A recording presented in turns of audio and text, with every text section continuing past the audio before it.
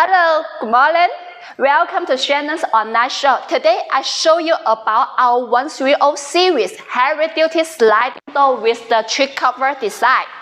You can see this one, our size is a 3 meter, 0.3 meter. And this our heavy duty when you use is very smoothly.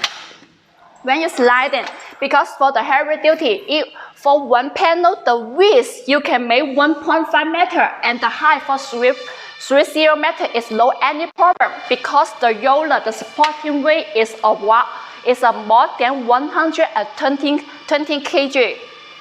You can, and for the hardware, we have the big handle.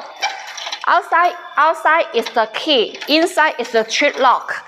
And the option 2 is the multi-lock. You can hear.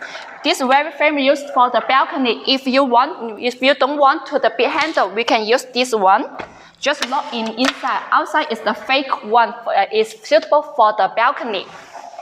And for the glass, this one will use the small glass.